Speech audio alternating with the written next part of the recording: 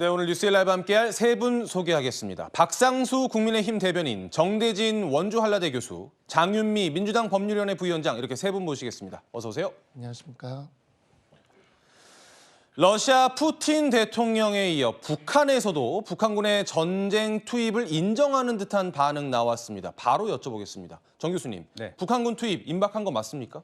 젤렌스키 대통령에 따르면 오늘이죠. 27일, 28일부터 북한군들이 쿠르스크 지역에 이제 투입이 될 거다라고 이제 이야기는 하고 있습니다. 그런데 이게 상식적으로는 약간은 조금 따져볼 면들이 좀 많아요. 8일날 이제 북한군들이 갔는데 불과 한 지금 3주도 안 된 시점에서 과연 현지 적응이 다 끝나고 실제 전투가 가능할까라고 하는 그런 의구심은 지금 좀 듭니다. 그런데요, 북한의 김영복 부총참모장. 그러니까 우리나라로 치면 합참 차장 정도 되겠네요?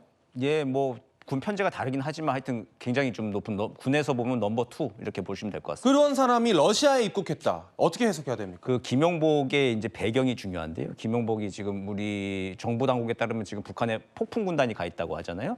그 폭풍 군단이 11군단의 사령관을 지낸 사람입니다. 예. 그럼 이제 정보의 신빙성이 더 높아지는 거죠. 실제로 그럼 진짜 폭풍군단 소속이 같고 그 군단 사령관을 가졌던 사람이 기술적인 문제나 정치적인 문제까지 다 포괄해서 러시아와 협상을 할 수 있는 인물이 최적의 인물이 같다라고 우리가 생각할 수 있는 거고, 김정은의 최측근입니다. 그 지난달 30일에 수해 현장 갈 때도 그 김용복이 동행을 했고, 이번 달에도 뭐 포병 종합군관학교 현지 지도할 때도 또 김정은을 현지 지도할 때 상당수 많이 이게 수행을 하는 인물입니다. 예. 그렇기 때문에 이제 김정은한테 많은 이제 훈령 이제 받고 현지로 파견됐다 이렇게 추정해야 할 것 같습니다. 네, 우크라이나는 북한군이 전쟁에 투입할 것을 대비해 심리전을 지속하고 있는데요.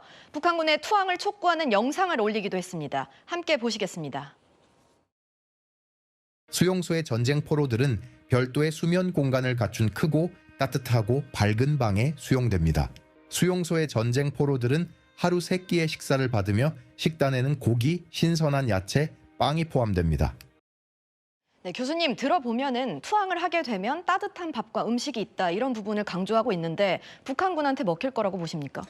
이게 실제 북한군들이 저걸 진짜 접할 수 있을지가 일단 좀 미지수잖아요. 그러니까 뭐 다른 나라 군사들은 이게 저걸 텔레그램 채널이나 이런 것들을 핸드폰 같은 것들로 볼 수 있을 건데 저걸 우리 대북 방송처럼 막 확성기 방송을 하지 않는 이상은 북한군들이 지금 현재 들을 수 있을지는 조금 의문입니다. 그런데 문제는 뭐냐면 저게 우크라이나 정부에 조금 의도가 좀 깔려 있는 것 같아요. 뭐냐면은 우크라이나 정보 당국인 지금 북한군이 실제 우크라이나 전선에 투입돼 있다라고 하는 걸 기정사실화하려고 하는 겁니다. 지금 전체 영토의 한 18% 정도를 점령당했죠. 네. 또 미국과 나토의 개입은 이제 더 끊겨 있고 무기 지원도 한계에 다다른 상황에서 북한군이 실제 참전했다. 그리고 또 뭐 나중에 이제 북한군 포로 있을 거다라고 하면서 실제 북한군이 참전했고 확전돼 있는 상황이다. 미국과 서방이 도와주지 않으면 이 전쟁은 서방이 진다라고 하는 메시지를 전하기 위해서 지금 미리 포석을 두고 있는 일환이라고 보입니다. 예.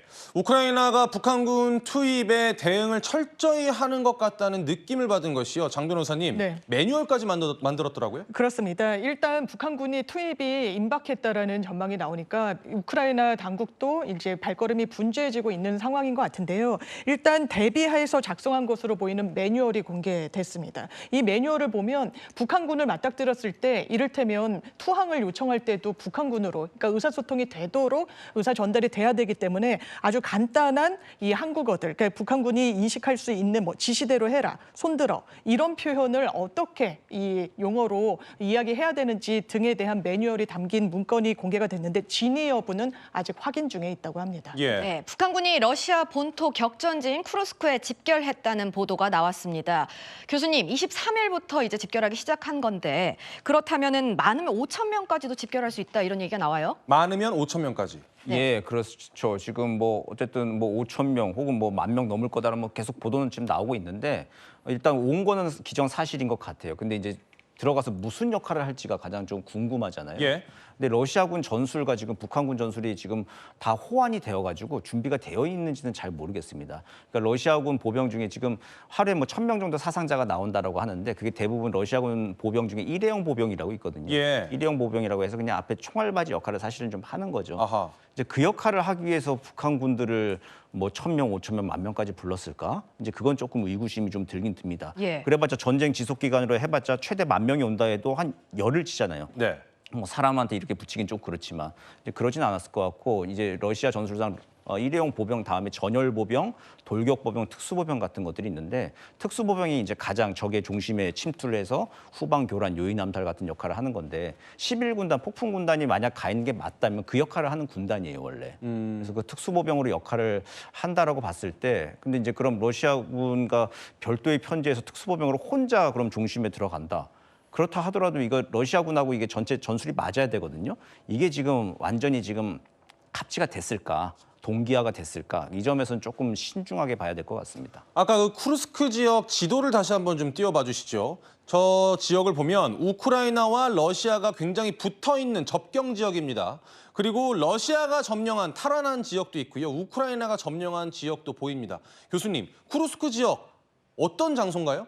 이 쿠르스크 지역이 그 다른 이게 돈바스나 이제 루간스크 같은 이미 이제 우크라이나가 뺏긴 지역들 있지 않습니까? 그런 지역에 우크라이나 입장에서 지난 8월부터 대공세를 시작해가지고 러시아 본토를 공격을 했단 말이에요. 그리고 거기서 지금 교전을 한참 벌이고 있어서 굉장히 좀 상징적인 공간입니다. 예. 그리고 지금 미국 대선이 어떻게 될지는 모르겠지만 트럼프가 만약 대통령이 되면은 뭐 당장이라도 우크라이나 전쟁 이제 빼겠다라고 하는 거죠. 예. 뭐 해리스가 된다라고 하면은 러시아가 격퇴된 걸 전제로 우크라이나 전쟁을 끝내겠다. 이제 이렇게 입장이 좀 갈리고 있긴 하지만 우크라이나건 러시아건 간에 어쨌든 쿠르스크 지역이라고 하는 거 그리고 전체 전선 지역에서 조금이라도 한 채 땅이라도 더 차지를 지금 해야 되는 겁니다.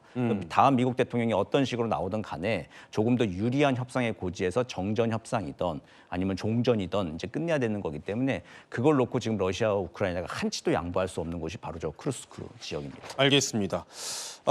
물론 전장에 집결한다고 해서 바로 실전에 투입할지는 지켜봐야 하는 부분이겠지만요.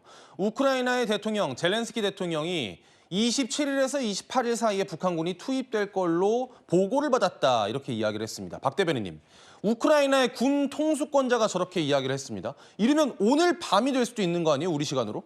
그렇습니다. 지금 쿠르스크 지역에 배치가 되었다고 하고 있고 젤렌스키 대통령이 지금 오늘 밤이나 내일 밤 사이라고 이야기를 하는데 이 지역은 지금 일진일퇴가 벌어지는 그러한 지역입니다. 그리고 앞으로 국제 정세 분위기에 따라서 러시아와 우크라이나 간의 정전 협정이 만약에 펼쳐진다고 했을 때 이 지역을 얼마나 확보하고 있느냐가 예전에 우리가 이제 6.25 때 바로 그 철의 삼각지대 주변부터 해서 바로 이 동부전선에서 펼쳐졌던 굉장히 그 치열한 전투가 펼쳐진 지역이 있는데 지금 딱 이 지역이 그 지역이라서 북한군이 만약에 들어가게 된다면 큰 북한군의 손실도 발생을 할 것이 충분히 예측될 수 있는 그런 상황인 것 같습니다. 예. 네, 그런가 하면 미국 뉴욕타임즈에서 북한군 수천 명이 러시아 쿠르스크 지역에 도착했다는 미국 언론의 보도가 나왔는데요.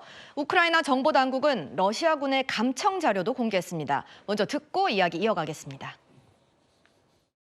Да, нахуй, ебать. Я говорю, ну он как раз по это, блядь, батальону К рассказывал. Я говорю, а кто получает, говорю, на них оружие, блядь, мы, говорю, 교수님, 보면 K대대라고 하는데 러시아군이 북한군에 대해서 상당히 불만을 갖고 있는 걸로 보여요. 예, 그렇죠. K대대라고 지금 이야기하고 지금 말한 대로 뭐 탄약과 이제 이런 것들을 누가 가져가는지 걔네가 그냥 가져간대라고 하는데 별로 지금 그 러시아의 군부의 상부와 그리고 일선 현장과 지금 거기도 잘 동기화가 안 돼 있는 것 같아요. 그러니까 예. 밑에서는 자기들도 지금 탄약과 물자가 부족한데 우리 거를 누가 가져간다고 이제 이런 일이 펼쳐지고 있는 것이죠. 그리고 예. 또 북한 군인들 오면 그냥 온다고 해가지고 바로 전투를 하는 거 아니잖아요. 그러니까 뭐 통역관도 좀 있어야 되는 것이고 그 북한군들 지휘하는 지휘관도 따로 붙어야 되는 건데 그러려면 러시아 측에서도 어쨌든 인력이 더 있어야 됩니다.